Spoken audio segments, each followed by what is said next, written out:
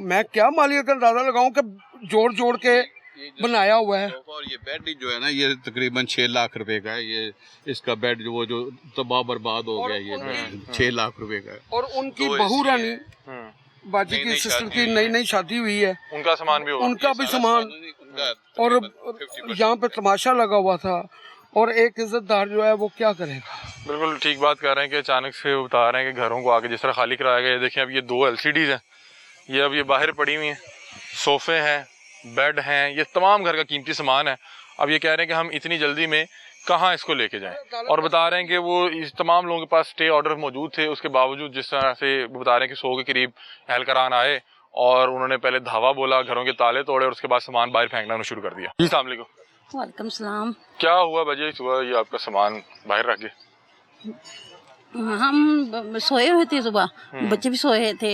जब दरवाजा उन्होंने खटकाया, जो बच्चों ने देखा कौन। आप लोग घर में थे? हाँ, बच्चे सोए हुए थे, तो वो उन्होंने दरवाजा खटकाया, हमने खोला, उन्होंने यकदम जल्दी अंदर आ के शोर मचाना शुरू कर दिया, जल्दी करो, बाहर फेंको, निकलो बाहर। पुलिस के लोग थे? पुलिस भी थी, सिक्योरिटी गार्ड भी थे, अफसर भी थे, कॉलेज के लोग भी थे।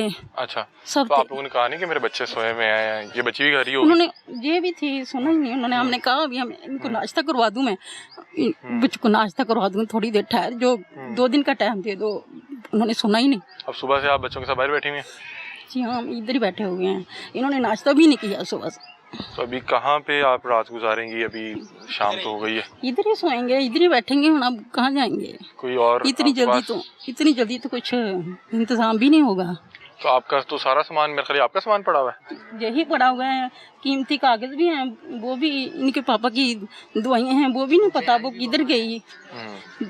शाम को भी लेनी थी, दोपहर को भी लेनी थी, वो भी नहीं पता किधर गुम होगी। इधर ही। कितने बच्चों के साथ बाहर बैठी हुई हैं अभी? मेरे माशाल्लाह 4 बच्चे हैं। चारों के साथ आप सुबह से गर्मी में बैठे हुए हैं, बगैर पंखे के? कोई बच्चों को वॉशरूम जाना पड़े तो फिर क्या कर रही हैं? क्या करें, कहा अब यही नहीं, कुछ जरूरत ही नहीं पेश आई। ओहो, तो बड़ी परेशानी का हाल है मैं कि उन्होंने सारा सामान तोड़ दिया और सारा सामान गिरा दिया। तोड़ दिया। आपने उनको कोई कोर्ट ऑर्डर आपके पास नहीं थे? आपने दिखाए थे, उन्होंने कहना जी नहीं, हमने नहीं।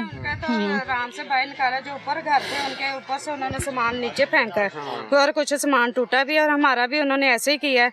तो मैंने उनको कहा, मैंने कहा आप लोगों की जिम्मेदारी है, और हमारा सामान तोड़े हैं, और ऊपर से हम गरीब बंदे हैं, कहाँ से हम लेंगे सामान जो अब इतना टूटा है। तो ये जो आप पहले बता रही थी कि आपको गिरबान पकड़ा, ये पुलिस वाले की जो औरतें थी उन्होंने नौहन मारे और गले पड़ी, मेरे बेटे के भी गले पड़ी। पुलिस ने मेरे भाई को ऊपर दूसरी तीसरी मंजिल से एक धक्का देने की कोशिश की है। अगर खुदा ना खास्ता मेरे भाई को कुछ हो जाता तो कौन जिम्मेदार था इस बात का? और मेरी रिक्वेस्ट है कि अब हमें बताया जाए ना कि हम किधर जाए, हम लोग बेघर हो गए हैं। अल्लाह की कसम, अल्लाह गवाह है, सुबह 8 बजे से हम लोग सड़कों पे रुल रहे हैं, 8 बजे के सामान के साथ। जी बिल्कुल, आपके सामने, इसमें कोई झूठ नहीं है। अगर हो ना एक बंदा हो तो झूठ बोल रहे हैं।